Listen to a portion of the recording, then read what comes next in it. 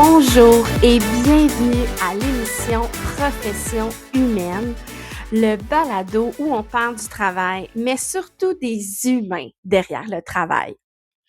Aujourd'hui, j'avais envie qu'on plonge dans un sujet qui fait couler énormément d'encre depuis plusieurs années, surtout depuis la pandémie, mais qui est loin d'être réglé.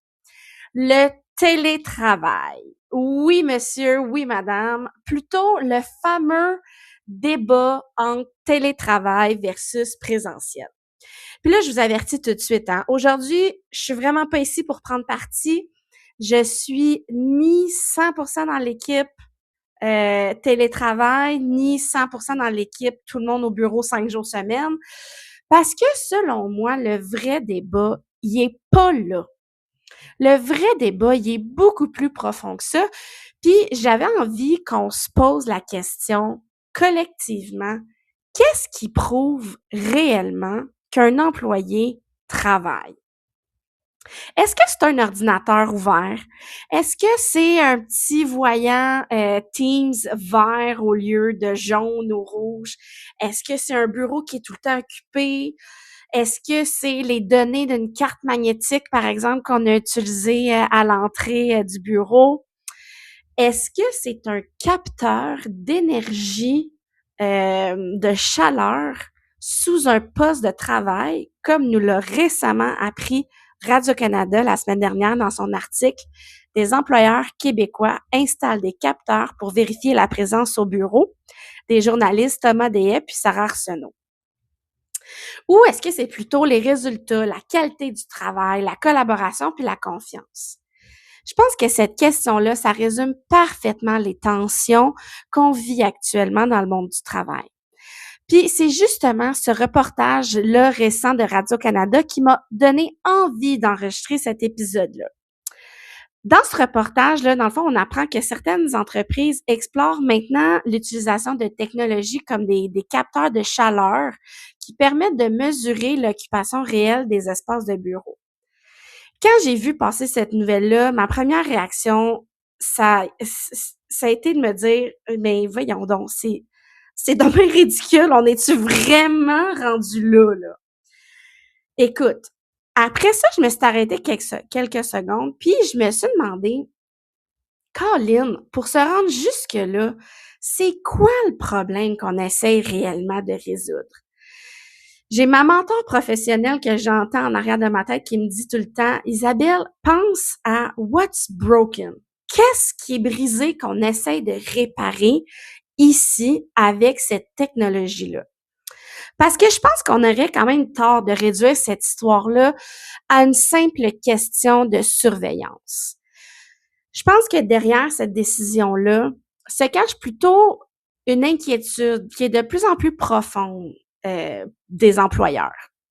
Les employeurs se demandent justement, avec tout le monde qui sont retournés chez eux en télétravail, comment je fais pour recréer ma culture d'entreprise? Comment je justifie des millions de dollars investis dans des bureaux qui sont parfois vides?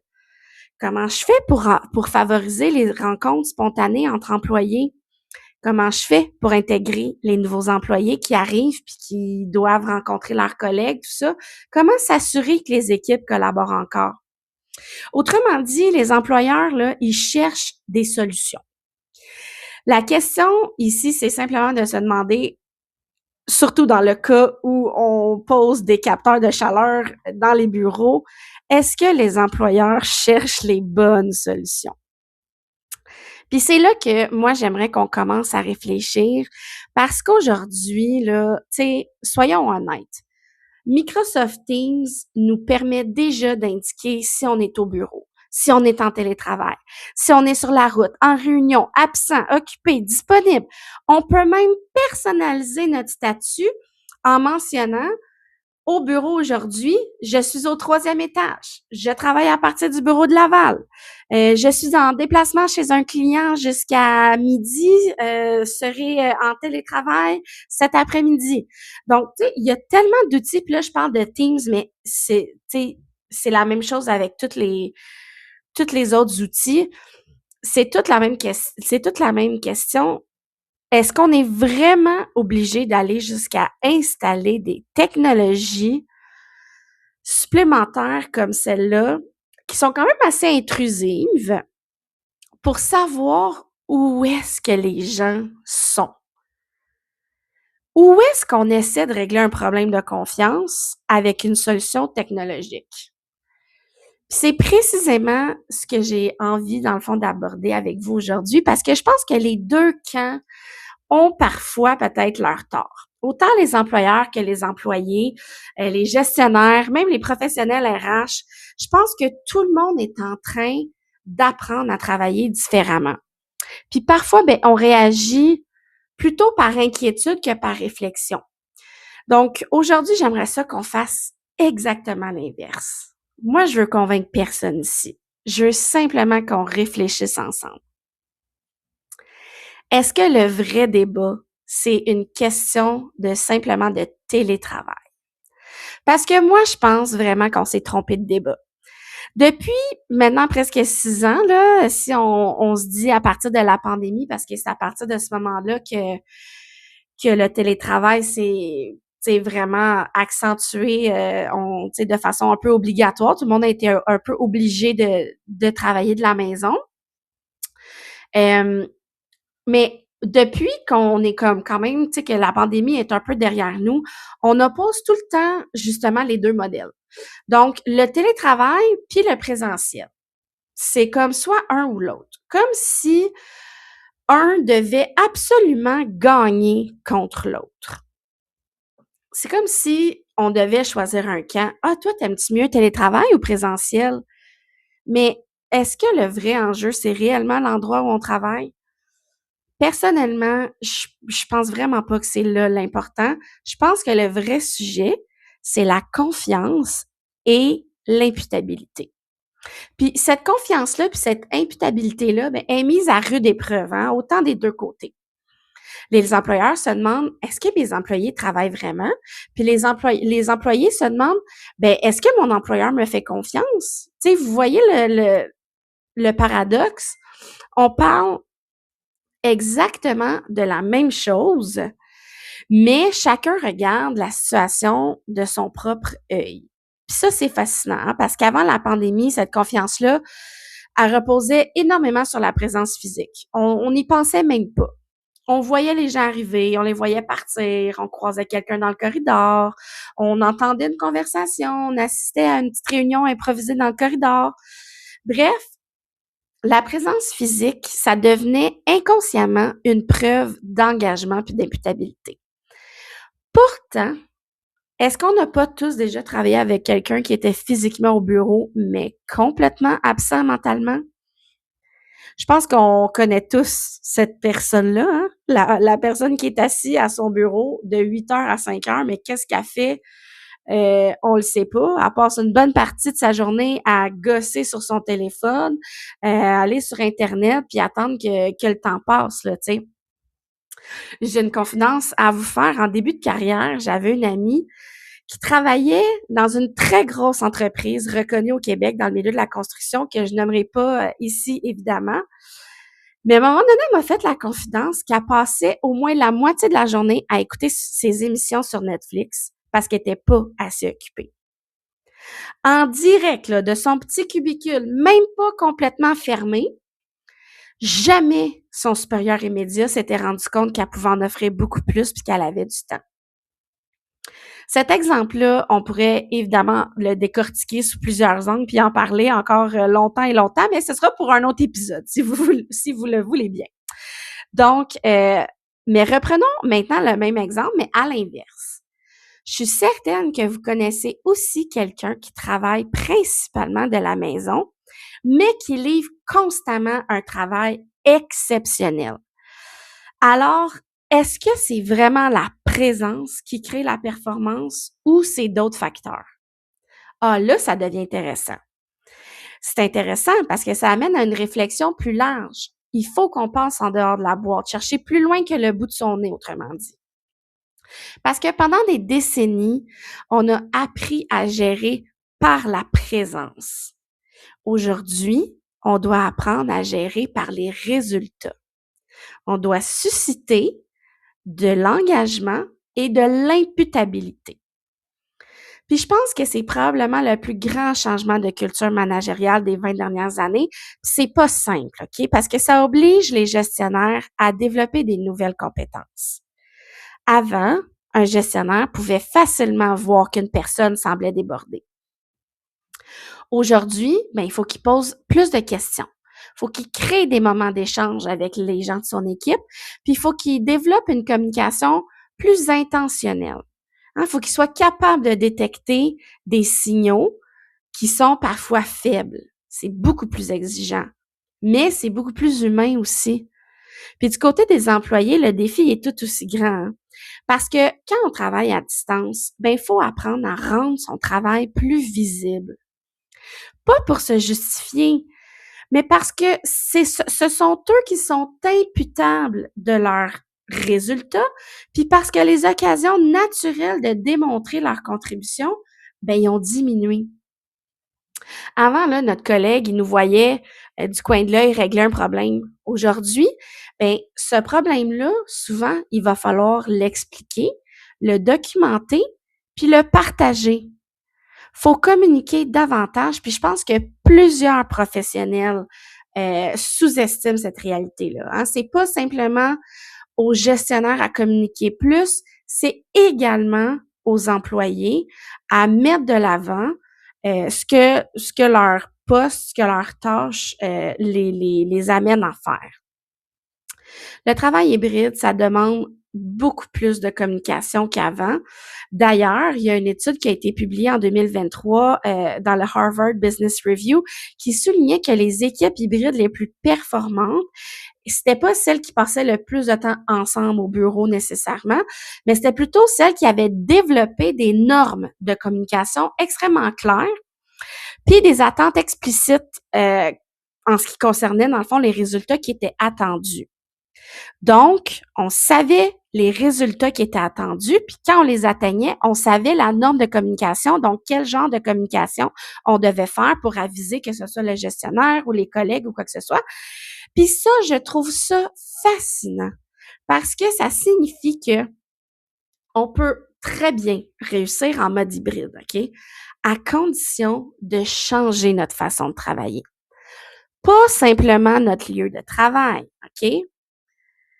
Moi, j'aime beaucoup dire une phrase de Peter Drucker, Culture eats strategy for breakfast. Autrement dit, là, vous pouvez avoir la meilleure politique de télétravail au monde.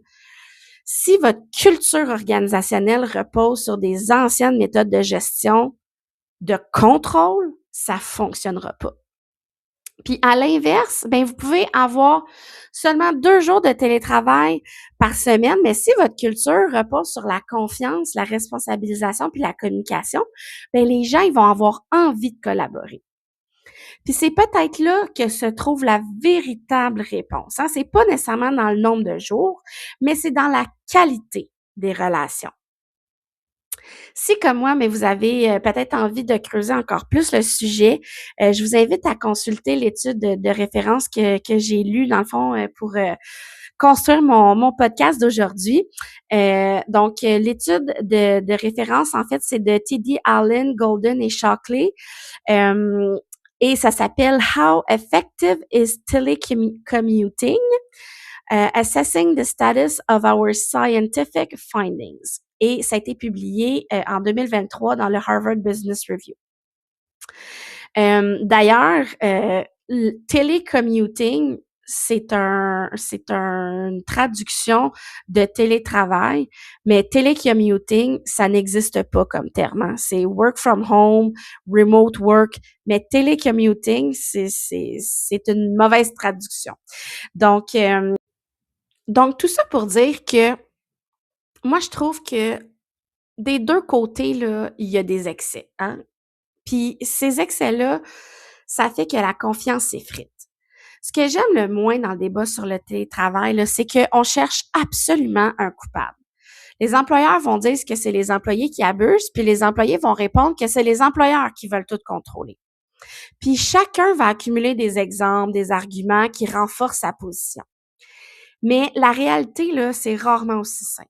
Parce que je pense qu'on est malheureusement arrivé dans une espèce de bras de fer où chacun tente de protéger ce qu'il considère important. Les employeurs, ben eux, ils veulent protéger leur culture, leur performance, leur investissement immobilier, la cohésion d'équipe puis leur capacité d'innover. Les employés, de leur côté, veulent protéger leur équilibre de travail, famille, travail, vie personnelle. Ils veulent protéger leur autonomie, leur temps, leur santé mentale, puis leur flexibilité. Puis, sincèrement, là, les deux côtés ont de très bons arguments. C'est normal. L'un ne va pas sans l'autre. Les employés pourront pas être justement avoir une flexibilité, avoir une bonne santé mentale si leur entreprise ne performe pas, qu'ils n'ont pas la capacité d'innover, qu'ils n'ont pas de cohésion d'équipe, etc. et vice-versa. Donc, les deux, honnêtement, les deux côtés ont des très bons arguments, mais souvent, c'est ça, c'est qu'on tombe parfois dans l'excès, puis c'est là que les choses se compliquent. Les excès du côté patronal, ben, écoutez, il faut reconnaître une chose, diriger une organisation aujourd'hui, c'est évidemment beaucoup plus complexe qu'il y a 10 ans. Les attentes ont changé, les façons de travailler aussi. Les gestionnaires doivent maintenant mobiliser des équipes qui se croisent des fois là juste une journée par semaine. Ils doivent intégrer des nouveaux employés à distance. Ils doivent créer une culture de collaboration qui préserve l'innovation. C'est pas simple. Puis moi, je comprends très bien pourquoi il y a plusieurs dirigeants qui souhaitent voir davantage leurs équipes au bureau. C'est pas nécessairement une question de contrôle. C'est simplement une inquiétude sincère. Ils se demandent, Colin, j'ai-tu encore une équipe? Est-ce que notre culture, elle existe encore? Comment je fais pour transmettre mes valeurs, moi, à quelqu'un que je vois 2 fois par mois? Puis ça, honnêtement, c'est des vraies questions légitimes, là. Ça n'a aucun rapport avec la surveillance. Mais parfois, il y a certaines organisations qui répondent à ces questions-là par davantage de mesures de contrôle. Puis c'est là que je pense qu'on glisse sur une pente dangereuse. Parce que quand la réponse à des questions, justement, de culture organisationnelle, ça devient plus de surveillance, plus de mesures de contrôle, plus d'obligations puis de vérification, mais c'est là qu'on risque d'envoyer un message qui est complètement à l'opposé de ce qu'on souhaite transmettre. Parce que plus qu'on contrôle, plus qu'on sous-entend qu'on ne fait pas confiance. Puis lorsqu'un employé sent qu'on ne lui fait pas confiance, ben premièrement, lui-même se sent de moins en moins imputable, puis la confiance devient aussi difficile à offrir en retour. Donc, il y a une phrase que j'ai souvent lue là, dans plusieurs articles puis ouvrages dans mes manuels de gestion. Le contrôle, ça crée parfois la conformité, mais rarement l'engagement. Puis ça, je pense que plusieurs organisations l'oublient. Donc, je reviens au reportage de Radio-Canada qui a inspiré cet épisode-là. Les journalistes Sarah Arsenault et Thomas Dehaye ont rapporté que des employeurs québécois, des grandes multinationales quand même, là, parmi les grands fleurons du Québec, entre autres, installent maintenant des capteurs infrarouges sous les bureaux pour confirmer la présence des employés puis mieux gérer les espaces de travail en mode hybride. OK? Donc, en gros, ce que ces capteurs infrarouges-là font, c'est que quand on s'installe, quand un humain, dans le fond, s'installe en arrière du bureau, mais évidemment, l'humain dégage de la chaleur. Donc, ce capteur infrarouge-là va capter que, il y a quelqu'un qui est à ce bureau-là. Selon l'entreprise Elia, qui est l'entreprise, en fond, qui fournit cette technologie de ces capteurs-là, ben ces données-là dans le fond, servent à optimiser l'utilisation des bureaux puis à réduire les espaces inutilisés. Jusqu'ici, personnellement, je suis un peu sceptique, mais je comprends la volonté derrière justement derrière ça. Ça part d'une bonne intention. Par contre, certains employés puis certains syndicats craignent évidemment que ces capteurs-là deviennent un outil de surveillance puis portent atteinte à la vie privée. Il y a des experts qui soulignent même que sans intention de contrôle, ces technologies-là créent souvent un sentiment d'être surveillées. Puis la légalité puis les limites de leur utilisation, ben c'est encore très peu défini par la jurisprudence. Moi, personnellement, ce qui m'a frappé, c'est pas tant la technologie, parce qu'en soi, la technologie, elle est neutre. C'est les intentions derrière l'utilisation qui comptent. Puis ça m'a amené à me poser une question.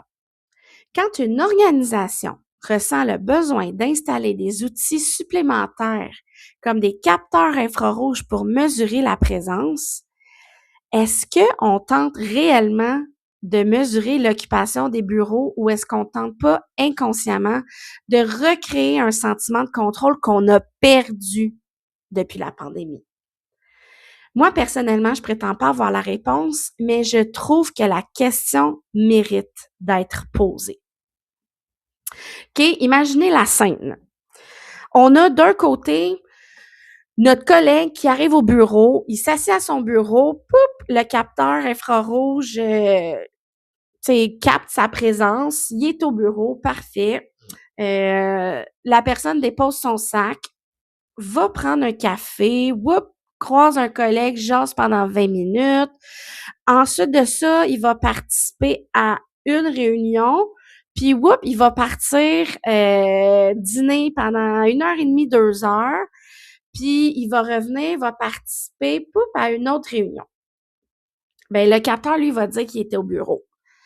Pendant ce temps-là, on a un autre employé qui travaille de la maison qui, elle a pris 3 cafés, elle a closé 3 dossiers, elle a répondu à 15 courriels, elle a préparé une préparation commerciale pour un client, elle a aidé 2 de ses collègues avec un appel Teams d'une dizaine de minutes de chaque, puis elle termine sa journée.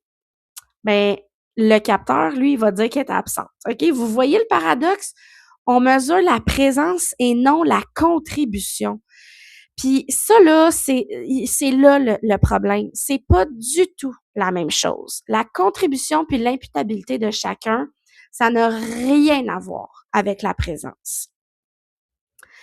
Mais évidemment, soyons honnêtes envers nous-mêmes, c'est pas, tu sais, il y a des excès du côté des employés aussi, des fois, des professionnels. Parce que je pense que ça serait intellectuellement malhonnête de prétendre qu'il n'y a jamais eu d'abus en télétravail. Évidemment, il y en a eu. Tout comme il y en avait au bureau, d'ailleurs. Hein? On a tous entendu les histoires. Là. Je viens de vous en raconter une un peu plus tôt avec mon ami qui écoutait des saisons Netflix pendant qu'il était directement au travail. Là. Je parle de ça, là, c'est en 2015 là, à peu près, 2013-2015. Mais il y a aussi les fameuses histoires, tu sais, souvent j'entends, là, ça, honnêtement, lâchez-moi avec ça, là, la fameuse brassée entre 2 réunions, là. Honnêtement, je trouve ça vraiment ridicule qu'on donne toujours ça comme exemple. Parce que voulez-vous bien me dire, c'est quoi la différence entre quelqu'un qui se part une brassée de lavage, hein? On s'entend que ça prend pas 5 minutes, là. C'est comme, tu mets le linge dans le lavage, savon, merci, bonsoir. Donc, c'est quoi la différence entre ça puis quelqu'un qui se lève de son bureau pour mettre son manteau, descendre à la réception, aller fumer une cigarette dehors pendant 10 minutes, remonter, enlever son manteau, aller se rasseoir, se reloguer. Tu sais, come on, là, OK? C'est bon. Fait que ça, cet exemple-là, je trouve que c'est un peu too much. Mais on s'entend, là, tu sais, on en a tous vu, là, des collègues qui nous disent, ah oui, tu sais, j'ai un rendez-vous chez le vétérinaire, là, je vais revenir d'ici 1 heure. Mais finalement, tu t'en entends pas parler de toute l'après-midi. Le petit Costco rapide sur l'heure du midi que finalement, ça prend comme, tu sais, 2 heures, 2 heures et demie à faire. On va faire la tondeuse. On se dit, ah, je vais aller prendre mon dîner dans la piscine, tu sais, mon heure de dîner dans la piscine, mais finalement, la personne ne revient jamais. Le cours de yoga pendant les heures de bureau, le livreur qu'on attend. Puis aussi, les fameux, tu sais, quand on est en rencontre Teams, mais toutes les caméras sont fermées. Moi, j'imagine juste, puis tu sais, je fais souvent des réunions au bureau où c'est moi qui anime, puis je vois toutes les caméras fermées, puis dans ma tête, je me dis tout le temps, d'après moi, tout le monde est en train de monter un meuble IKEA chez vous, là. Donc, rassurez-vous, je suis convaincue qu'il y en a d'entre vous qui se reconnaissent en ce moment. Soyons francs, ces situations-là, elles existent. Mais est-ce qu'elles représentent la majorité des travailleurs, la majorité du temps? Je pense vraiment pas. Puis pourtant, il suffit parfois d'une minorité, malheureusement, pour influencer des décisions qui vont toucher tout le monde. Ça, c'est un phénomène qui est bien connu en psychologie organisationnelle. Notre cerveau accorde beaucoup plus d'importance aux exceptions qu'à la norme. Donc, on va retenir beaucoup plus les histoires d'abus, justement, que les centaines de journées de travail où tout s'est bien déroulé. Puis ça, mais c'est humain. C'est pas toujours représentatif de la réalité, par contre, donc faut faire attention. Moi, je crois que la confiance, autant entre employeurs qu'employés, c'est une rue à deux sens, OK? Je pense qu'on oublie souvent une chose. La confiance, ça se construit et surtout, ça s'entretient. Un employeur qui fait confiance sans jamais clarifier ses attentes, c'est pas de la confiance, c'est de l'improvisation. Puis à l'inverse, un employé qui réclame de l'autonomie, mais qui ne communique jamais sur son avancement puis qui montre jamais, dans le fond, le résultat de son travail, c'est pas de l'autonomie, c'est un manque de transparence. Le travail hybride, ça oblige les deux parties à devenir meilleures. Les gestionnaires doivent apprendre à gérer autrement, puis les employés doivent apprendre à travailler autrement aussi. Parce que on peut pas continuer exactement comme avant. Puis je pense que c'est là où vraiment, malheureusement, on fait fausse route parce qu'on essaie d'appliquer des méthodes de gestion de 2015 dans un monde de travail de 2026. Donc, évidemment que ça crée de la friction. Moi, je vais vous partager quelque chose. Comme professionnel RH, j'ai souvent entendu là au courant de ma carrière des dirigeants me dire ah ben je veux revoir mes équipes parce que j'ai l'impression de les perdre, là, j'ai plus de contact avec eux. Puis en même temps, les employés me disaient ah j'ai l'impression que mon patron il me fait plus confiance, il veut toujours me parler, non non non. Ça me frappe parce que ces deux phrases-là parlent exactement de la même émotion. La peur, l'inquiétude. Les dirigeants ont peur de perdre leur équipe, puis les employés ont peur de perdre leur autonomie. Puis quand les deux peurs se rencontrent, ben la première réaction là, spoiler alert là, c'est rarement la collaboration. Souvent, chacun va essayer de se protéger, puis tout le monde va se replier sur sa position. Puis le dialogue devient beaucoup plus difficile dans ce temps-là. D'ailleurs, les recherches en psychologie organisationnelle montrent pourtant que les organisations les plus performantes à long terme, ce sont pas celles qui exercent le plus de contrôle, hein. Ce sont celles qui réussissent à créer un climat de confiance élevé combiné à des attentes claires. Donc, il y a une vaste étude là, qui a été publiée en 2021 dans le MIT Sloan Management Review qui s'appelle Toxic Culture is Driving the Great Resignation. Donc, cette étude-là, dans le fond, ça a été faite un peu justement dans la foulée du phénomène de grande démission qu'on a appelé au moment où justement un peu pendant la pandémie, il y a eu des départs massifs d'employés vers d'autres emplois. Les auteurs, dans le fond, de cette recherche-là se sont penchés sur les causes modernes de démission puis sur les recommandations pour, dans le fond, essayer de la freiner. Puis pour retenir les talents, dans le fond, il a été démontré que les entreprises doivent prioriser la reconnaissance puis la flexibilité plutôt que la rémunération. Donc, autrement dit, on peut obliger quelqu'un à revenir au bureau, mais on peut pas l'obliger à être engagé, à être motivé puis à se sentir imputable.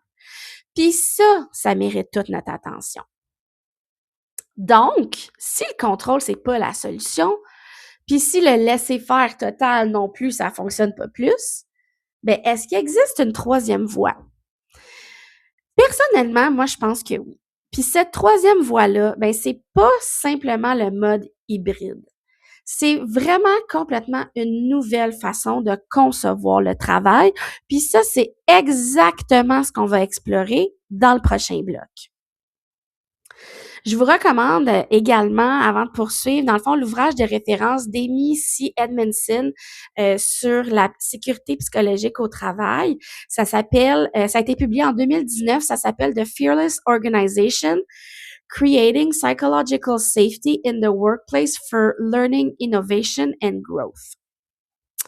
Donc, cette étude-là, dans le fond, suggère que la sécurité psychologique, c'est la conviction qu'un environnement de travail est sûr pour prendre des risques interpersonnels sans craindre, dans le fond, les représailles.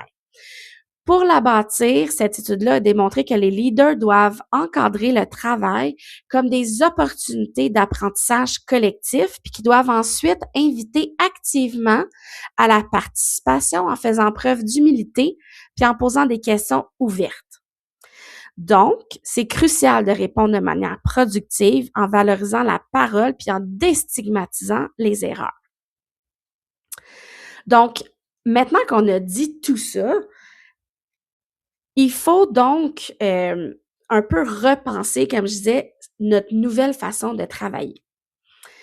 Moi, des fois, ce que j'entends, tu sais, puis ce qui me fait souvent sourire, c'est quand une entreprise annonce, tu sais, fièrement, ah, nous, on travaille maintenant en mode hybride. Puis là, on demande, ah oui, OK, comment ça fonctionne? Puis là, ben, les gens répondent, ben, les employés viennent 2 jours au bureau puis 3 jours à la maison. Puis là, je me dis, OK, non, mais ça, c'est pas un mode hybride. C'est un horaire hybride. C'est pas la même chose parce qu'on est encore en train de mesurer la présence. Le véritable défi, là, c'est pas de répartir les journées entre la maison puis le bureau. Le véritable défi, c'est de transformer notre façon de travailler. Puis ça, c'est beaucoup plus difficile. Parce qu'au fond, le mode, tu sais, le fameux mode horaire hybride, ça règle absolument rien, là. Ça révèle simplement les forces et les faiblesses d'une organisation. Une entreprise que la communication était déjà difficile, ben le mode hybride, là, il va amplifier le problème. Une équipe où la confiance était déjà fragile, ben le mode hybride, ça va encore plus faire exploser, dans le fond, ce conflit-là. Puis à l'inverse, ben, une organisation où les attentes sont claires, où les gestionnaires communiquent bien, puis la culture est forte, ben le mode hybride va devenir extraordinaire pour ça. Autrement dit, le travail hybride, c'est un révélateur, hein, c'est pas un remède. Donc, je trouve que cette nuance-là, elle est extrêmement importante. D'ailleurs, c'est pas un hasard si l'Ordre des conseillers en ressources humaines agréés du Québec parle de plus en plus du mode hybride comme étant une avenue particulièrement intéressante. Mais attention, pas parce que ça fait plaisir à tout le monde ou parce que c'est des compromis ou quoi que ce soit, mais parce que ça permet de répondre à plusieurs besoins en même temps. Les besoins des employés, ceux des gestionnaires, puis ceux de l'organisation. À condition qu'on accepte que de travailler en mode hybride, ça demande d'apprendre des nouveaux réflexes. Puis je pense que c'est là où il y a plusieurs entreprises qui échouent, puis où collectivement, ben c'est important qu'on réfléchisse. Hein? On implante un nouvel horaire, mais on garde exactement les mêmes méthodes de gestion. C'est un peu comme si on achète une voiture électrique, mais on continue à chercher une station-service. Tu sais, ça fonctionne pas, là, parce que l'outil, il a changé. Donc, les habitudes, eux autres aussi, doivent changer. Avant, on gérait par la présence. Aujourd'hui, on doit gérer par les résultats, par la confiance, puis par l'imputabilité. Pendant des décennies, les organisations ont développé des méthodes de gestion basées sur un principe très simple. Je vois mon employé, donc je sais qu'il travaille. C'était rassurant. On se croisait dans les corridors, on voyait quelqu'un arriver, on voyait quand quelqu'un arrivait tôt, on le voyait quand il arrivait tard, puis inconsciemment, on associait ça à de l'engagement. Aujourd'hui, ce modèle-là n'existe plus, puis je pense que honnêtement, c'est une très bonne nouvelle. Parce que ça nous oblige à nous poser les bonnes questions. Au lieu de nous demander, est-ce que cette personne-là est à son bureau? On doit se demander, est-ce que cette personne-là atteint les résultats? Est-ce que cette personne-là collabore et contribue au succès de l'équipe? Est-ce que les clients sont satisfaits de son service? Je trouve que ce sont des questions beaucoup plus matures. Parce que la présence, ça n'a jamais été une garantie de performance, puis au contraire, l'absence n'a jamais été une preuve de désengagement. Donc, le bureau, c'est plus un lieu où on travaille, c'est un lieu où on collabore. Puis ça, je pense que c'est probablement le plus grand changement culturel qu'on vit, hein, parce qu'avant, on allait au bureau pour travailler, mais aujourd'hui, on peut très bien faire son travail à plusieurs endroits. Donc, pourquoi se déplacer? Hein, je pense qu'on devrait tous arrêter de répondre: «Ah, mais parce que la politique de télétravail, m'oblige à aller au bureau 2 jours par semaine». Non, on devrait commencer à répondre: «Moi, je vais au bureau parce qu'il va se passer quelque chose qui vaut le déplacement». Imaginez la différence. Un gestionnaire qui dit à son équipe: «Hey team, je veux vous voir mardi». Pourquoi? Un mystère. On ne sait pas. Par contre, si un gestionnaire vous dit: «Hey gang, mardi, j'aimerais ça vous avoir au bureau s'il vous plaît, on va faire notre planification stratégique». OK, parfait, c'est intéressant. On va accueillir 2 nouveaux collègues. On va faire un atelier de créativité ou de problem solving sur un sujet précis. On va célébrer les réussites du trimestre. Ah là, le bureau retrouve une valeur. On vient plus au bureau parce qu'on est obligé, on vient parce qu'on va y vivre quelque chose qu'on peut pas vivre seul dans son écran. Puis ça change complètement la perception. L'autre aspect aussi, c'est nous, entre collègues, pas seulement avec nos patrons, mais entre collègues, je pense que c'est important de se partager nos moments où on va au bureau. Hein, il y a rien de plus agréable que de se dire, parler à 2, 3 collègues avec qui on connecte le plus, puis on aime le plus, échanger, puis passer du temps, puis dire: «Hey, cette semaine, quelle journée vous allez au bureau? Est-ce qu'on va dîner ensemble?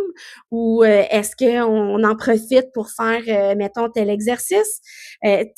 Ça peut être plein de choses, puis ça motive, puis ça fait en sorte que quand on est au bureau, ben c'est ça a une plus-value. Donc, une journée au bureau, ça devrait toujours avoir une intention. Moi, là, je rêve où les employés, dans le fond, les entreprises vont arrêter de dire que les employés doivent être présents, par exemple, le mardi puis le jeudi, puis qu'ils vont commencer à dire, ben le mardi, c'est notre activité innovation. Donc, implicitement, c'est quoi l'activité, c'est quoi la tâche, c'est quoi le résultat qu'on veut? Ben, obviously, ça va dépendre de la collaboration puis de l'implication de chacun. Puis chacun est imputable de sa propre contribution. Donc, si mardi, à chaque mardi, il y en a un qui est jamais là, ou si le mardi que, tu sais, que vous faites l'atelier d'innovation puis que la personne, elle a toujours sa caméra fermée ou qu'elle est toujours, tu sais, sur mute, ben, à ce moment-là, cette personne-là, elle est imputable de sa propre contribution, puis c'est là qu'on peut mesurer sa réelle performance. On parle, vous voyez là la différence, hein? On parle plus de présence. On parle vraiment d'expérience, puis d'imputabilité, puis de contribution. Puis ça, ben les humains, par nature, répondent beaucoup mieux à ce sens-là qu'à une simple obligation. Il faut développer aussi une nouvelle compétence qui est la communication intentionnelle. Le mode hybride, ça demande quelque chose de très particulier, donc il faut communiquer beaucoup plus qu'avant. Avant, les conversations, ils existaient naturellement. On se croisait dans la cuisine, quand on allait se faire un café, on parlait un petit 5 minutes, on réglait un problème. Aujourd'hui, ces moments spontanés-là sont beaucoup plus rares. Faut donc les créer volontairement. Puis ça, bien, évidemment, ça demande de la discipline. Par exemple, une équipe hybride, ben, ça devrait toujours avoir des rituels. Attention, pas des réunions, là, des rituels. Une petite rencontre de début de semaine, un café virtuel, une période de questions, un moment où chacun va partager sa priorité de la semaine. Ça peut même être juste sans dire que ça soit en vidéo, que juste un petit chat pour dire, OK, cette semaine, on partage c'est quoi sur quoi on travaille cette semaine, puis est-ce qu'il y a quelqu'un qui a besoin d'aide? Tu sais, une rencontre d'équipe où on va célébrer les réussites. Parce que la culture organisationnelle, c'est pas quelque chose qui apparaît comme par magie. C'est quelque chose qui se construit encore et encore. Puis le rôle du gestionnaire change complètement. C'est vraiment, je pense sincèrement, le plus grand défi, c'est le gestionnaire qui ne doit plus uniquement être un superviseur, il doit devenir un coach. Hein? Avant, il contrôlait le travail. Aujourd'hui, il doit créer les conditions qui vont permettre au travail de bien se faire. C'est complètement différent. Il faut qu'il apprenne à clarifier ses attentes, à donner du feedback plus souvent, à détecter des signes d'isolement, à créer un climat de confiance, puis à maintenir surtout le sentiment d'appartenance à l'équipe. Puis honnêtement, je pense qu'on demande énormément à nos gestionnaires souvent sans les former suffisamment. Puis ça aussi, il faudra en parler un jour dans un autre épisode peut-être, parce que aujourd'hui, les gestionnaires, on leur demande évidemment d'être des gestionnaires, d'être des coachs, d'être des wannabe psychologues, d'être des médiateurs, d'être des leaders du changement et d'être des spécialistes de la mobilisation. Tout ça en même temps. Puis je suis sûre que j'en oublie, là. Donc, ça fait beaucoup. Donc, évidemment, ces gestionnaires-là, ben, il faut les appuyer, il faut les supporter, puis surtout les outiller. Je pense sincèrement que le mode hybride, c'est probablement la meilleure chose qui soit arrivée au monde du travail parce que ça nous oblige à remettre en question des pratiques qui existaient simplement par habitude. Ça nous force aussi à devenir meilleurs. Ça nous force à devenir des meilleurs gestionnaires, des meilleurs collègues, des meilleurs communicateurs. Mais surtout, ça sert, dans le fond, à bâtir une culture qui va reposer beaucoup plus sur la confiance que sur la présence parce qu'au fond, si une organisation a besoin de voir physiquement ses employés pour savoir si elle peut leur faire confiance, ben c'est peut-être pas nécessairement un problème de télétravail, c'est plutôt un problème de culture. Puis ça, ben aucun retour obligatoire au bureau va pouvoir le régler, malheureusement. Donc, avant de continuer, je voulais vous parler et aussi d'une autre étude, si vous avez envie, encore une fois, de creuser encore plus, là. C'est une étude qui a été publiée en 2024 dans le Journal of Applied Psychology, qui a démontré que les équipes hybrides les plus performantes sont encore une fois celles qui passent le plus de temps, dans le fond, à développer des mécanismes de forte sécurité psychologique, des objectifs clairs, puis une communication structurée. Donc, cette étude-là s'appelle Psychological Safety, a Systematic Review of the Literature and Future Research Agenda. Et ça a été publié en 2024 dans le Journal of Applied Psychology. Donc, si le mode hybride, c'est davantage une transformation culturelle qu'une simple question d'horaire, ben concrètement, comment on fait? Comment on accueille un nouvel employé? Comment on reconnaît les efforts? Comment on maintient une culture qui est forte? Comment on motive une équipe dont les membres ne sont pas tous au même endroit? Hein? C'est là que tout se joue. Donc, ensemble, j'avais envie de vous partager des idées très concrètes, applicables autant si vous êtes un gestionnaire que si vous êtes un employé pour faire du mode hybride vraiment une réussite plutôt qu'un simple compromis. OK? Donc, le mode hybride, ça se construit.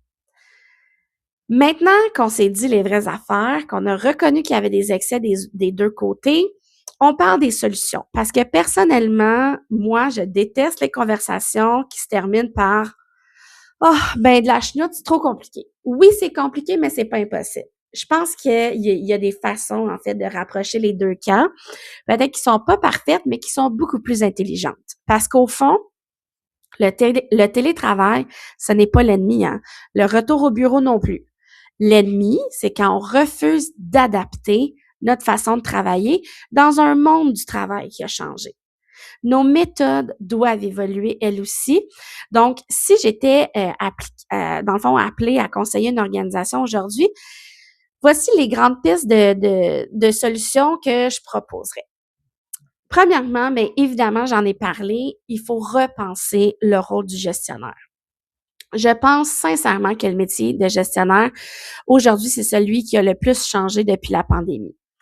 Avant, ça signifiait être présent. Maintenant, ça veut dire un bon gestionnaire, c'est être très intentionnel. C'est pas la même chose parce qu'on peut plus simplement juste voir ce qui se passe. Il faut créer des occasions de comprendre. Ça veut dire quoi concrètement? Ben, par exemple, au lieu d'attendre l'évaluation annuelle, ben pourquoi ne pas prévoir peut-être des courts entretiens individuels toutes les 2 semaines, des petits one-on-one avec chacun des membres de l'équipe.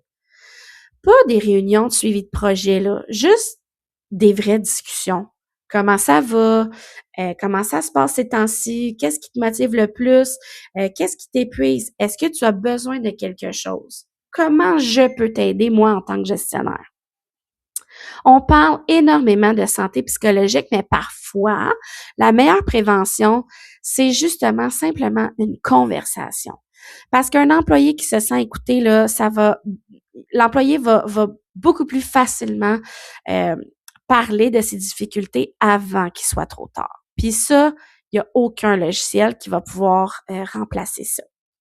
Ensuite, ben c'est important de faire du bureau un endroit où il se passe vraiment quelque chose. Je pense qu'on fait une erreur monumentale quand on oblige les gens à revenir au bureau pour faire exactement la même chose qu'ils auraient pu faire de la maison. Soyons honnêtes, là, qui aime ça, faire 2 heures de trafic pour passer la journée avec des écouteurs sur Teams? Absolument personne, ça n'a aucun sens. Donc, si on veut que les gens aient envie de revenir, il faut leur donner une bonne raison. Imaginez, le mardi, ça devient la journée collaboration. C'est là qu'on planifie les brainstorming, les ateliers, les formations, les rencontres inter-équipes, les célébrations, les activités sociales, tout ce qui demande de l'esprit humain. Puis à l'inverse, les journées où chacun doit avancer dans ses dossiers individuellement, mais pourquoi pas permettre davantage de télétravail? Je pense qu'on gagnerait énormément en efficacité, puis surtout, ben, les employés cesseraient de voir leur bureau comme une obligation, puis ils le verraient plutôt comme une valeur ajoutée. Troisièmement, il faut définitivement réinventer l'accueil et l'intégration des nouveaux employés. Il y a un sujet dont on parle très peu, mais qui me préoccupe énormément. C'est justement eux, les nouveaux. Imaginez, là, vous entrez dans une nouvelle entreprise, vous connaissez personne, votre ordinateur arrive par courrier, votre formation est sur Teams, votre gestionnaire, ben, il est en déplacement, puis vos collègues travaillent chacun de leur côté. Comment est-ce que vous voulez développer un sentiment d'appartenance avec ça? Tu sais, c'est extrêmement difficile, là. Je pense que le mode hybride, ben, ça nous oblige à être beaucoup plus créatifs. Hein? Pourquoi ne pas prévoir pour chaque nouvel employé un collègue un peu qui agit à titre de parrain ou une journée complète au bureau pour la première semaine, un dîner avec l'équipe, une tournée des différents départements, une rencontre avec la direction. Donc, autrement dit, il faut faire vivre la culture. Parce qu'une culture, ça ne s'envoie pas par courriel, ça se vit. Faut également repenser les réunions. Ça, j'en ai parlé un peu plus tôt dans un autre épisode de podcast, mais permettez-moi d'en reparler. Je suis convaincue que je suis pas la seule à avoir vécu cette scène-là. 5 personnes qui sont assises dans une salle de conférence, 2 autres qui sont sur Teams, le micro qui fonctionne à moitié, quelqu'un qui parle dos à la caméra, l'autre personne qui est comme excusez-moi, est-ce que vous pouvez répéter, j'ai pas bien entendu. Tout le monde qui répond ah, on a oublié qu'il est en ligne lui. Écoutez, je pense qu'on peut faire mieux, hein. Par exemple, si une seule personne participe à distance, ben à ce moment-là, faites la réunion entièrement sur Teams, là, ça n'a pas de bon sens. Même s'il y a certaines personnes qui sont dans la même bâtisse, tout le monde voit la même présentation, tout le monde entend la même chose, hein. Tout le monde participe de façon équitable. C'est une petite adaptation, mais ça change énormément l'expérience. Également, la reconnaissance, ça doit devenir intentionnel. C'est quelque chose qu'on oublie souvent, hein. Avant, on se croisait, on disait hey, good job, tu sais, lâche pas dans le corridor, à la machine à café, en sortant d'une réunion. Aujourd'hui, ces moments-là, ils existent beaucoup moins. Donc, il faut faire exprès pour les créer. Hein, pourquoi pas terminer chaque rencontre d'équipe avec une reconnaissance? Pourquoi ne pas commencer le lundi en soulignant une réussite? Pourquoi pas utiliser Teams pour remercier publiquement un collègue? Parce que de toute façon, la reconnaissance, ça n'a jamais été une question de budget, c'est une question d'attention. Puis je pense qu'en mode hybride, ça devient encore plus important parce que l'invisible peut rapidement devenir oublié. Faut aussi que les gestionnaires puis que les organisations abordent une communication beaucoup plus transparente. Les organisations sous-estiment l'importance de communiquer, puis je parle pas nécessairement de communiquer plus, je parle de communiquer mieux. Pourquoi on demande 3 jours au bureau? Pourquoi cette équipe-là vient davantage au bureau plutôt que celle-là? Pourquoi certaines exceptions existent encore? Quand les gens comprennent le pourquoi, ils acceptent beaucoup plus facilement le comment. Puis à l'inverse, une décision qui est imposée sans explication, ben automatiquement, ça crée de la résistance. Puis on oublie souvent cette règle-là toute simple, que le cerveau humain aime comprendre et il n'aime pas obéir. Donc, si vous expliquez à vos employés avec plus de transparence, ben ils vont comprendre puis ils vont être plus enclins à collaborer. Alors que si vous leur donnez simplement une directive, ben automatiquement ils vont résister puis le cerveau va se braquer pour ne pas obéir. Faut miser sur les résultats plutôt que la présence ou les heures de travail, OK? Arrêtez de demander combien d'heures tu as mis sur tel projet pour commencer à vous demander plutôt qu'est-ce que tu as accompli. Parce qu'au fond, un employé qui termine son travail efficacement, ben pourquoi il devrait être pénalisé? Le monde du travail évolue, les technologies évoluent. L'intelligence artificielle nous permet aujourd'hui d'accomplir des tâches 2 fois plus rapidement. Fait que est-ce que notre façon de mesurer la performance évolue au même rythme? Pas toujours. Puis je pense que cette réflexion-là va devenir incontournable dans les prochaines années. J'ai une dernière réflexion à vous partager. Vous savez, quand je regarde tout ce débat-là, je réalise qu'on parle énormément, tu sais, des bureaux, des horaires, de la technologie, des capteurs infrarouges, des politiques d'organisation, mais finalement, très peu des humains. Or, une organisation performante, c'est pas une organisation où tout le monde est au bureau. C'est pas non plus une organisation où tout le monde travaille de la maison. C'est une organisation où les humains ont envie de collaborer avec d'autres humains. Où les gens comprennent pourquoi ils viennent, pourquoi ils sentent qu'on leur fait confiance. Des gens qui connaissent les attentes envers eux, puis qui peuvent donner le meilleur d'eux-mêmes par cette façon-là. Peu importe l'endroit où ils ouvrent leur ordinateur. Puis moi, mais je pense sincèrement que c'est ça, le futur du travail. Alors, peut-être que le véritable enjeu, ça n'a jamais été nécessairement de choisir entre le télétravail et le présentiel. Peut-être que la vérité, la vraie question, c'est beaucoup plus simple. C'est de se poser la question, sommes-nous prêts à faire évoluer notre façon de travailler autant du côté des employeurs que du côté des employés? Parce qu'au fond, le succès du fameux mode hybride ne dépendra jamais simplement d'une politique. Il va dépendre toujours des humains qui vont la faire vivre, OK? Alors, au terme de cette discussion-là, j'aimerais qu'on revienne à la question que je vous ai posée au début. Qu'est-ce qui prouve réellement qu'un employé travaille? Est-ce que c'est une personne, est-ce que c'est parce qu'il est assis à son bureau? Est-ce que c'est parce qu'un capteur confirme qu'il est physiquement présent? Ou est-ce que c'est par les résultats qu'il obtient, les relations qu'il bâtit avec ses collègues, les idées qu'il apporte, puis l'impact qu'il a dans l'équipe? Je pense sincèrement qu'on est à un moment charnière dans l'histoire du travail. Pendant des décennies, le travail était associé à un lieu. On allait au travail. Aujourd'hui, le travail, c'est devenu une activité, beaucoup plus qu'un endroit. Puis cette transformation-là, ça nous oblige à revoir nos repères. Les employeurs, les gestionnaires, les employés, les professionnels en ressources humaines, il y a personne qui a encore la recette parfaite. Puis, savez-vous quoi? C'est extrêmement normal parce qu'on est encore en train d'apprendre.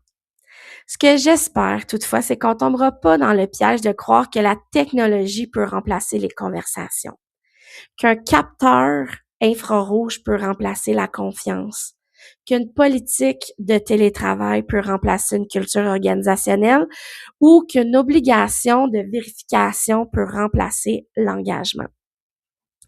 Parce que je crois profondément qu'une culture organisationnelle forte ne se construit pas avec des dictateurs de présence, elle se construit avec des leaders crédibles, des employés qui sont engagés, des attentes claires, des conversations franches, mais surtout de la confiance.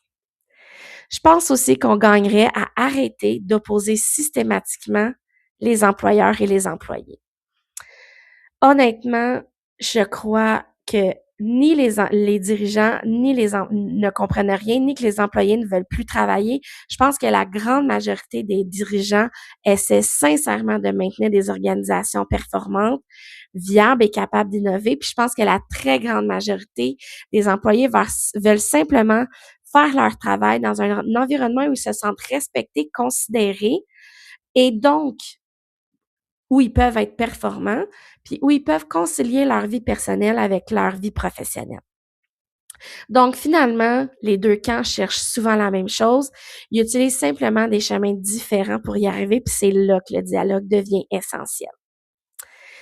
J'aimerais aussi vous lancer un petit défi autant aux gestionnaires qu'aux employés. Si vous êtes un gestionnaire, posez-vous la question: est-ce que les règles que j'impose sont réellement là pour créer de la valeur ou pour me rassurer moi-même? Puis si vous êtes un employé, demandez-vous, est-ce que mes comportements à moi nourrissent la confiance que je souhaite recevoir? Parce que la confiance, ce n'est jamais un cadeau, c'est une responsabilité qui est partagée. Chaque interaction peut la renforcer ou l'affaiblir. Donc, je pense vraiment que l'avenir du travail ne se jouera pas nécessairement dans le nombre de jours au bureau, ça va se jouer dans notre capacité à créer des organisations où les gens ont envie de collaborer. Donc, le télétravail va devenir un outil d'efficacité, de concentration et d'équilibre. Pas un privilège ni une punition. Simplement une façon différente de travailler.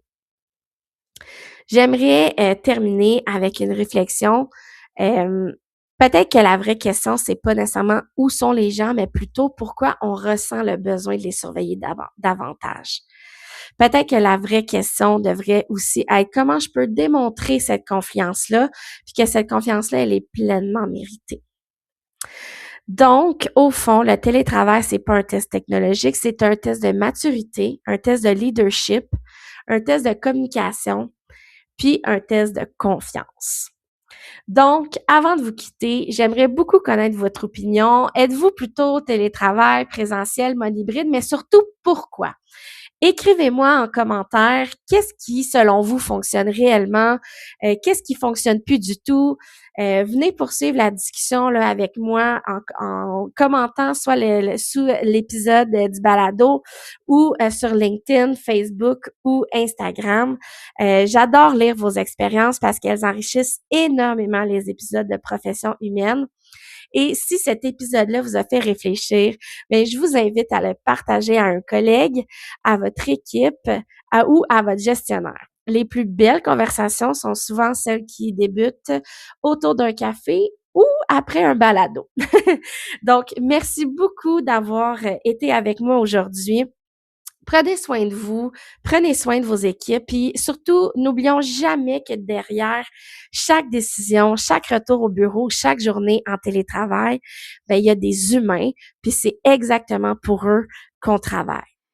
On se retrouve très bientôt pour un prochain épisode de Profession humaine, mais d'ici là, n'oubliez pas d'avoir le cœur au travail.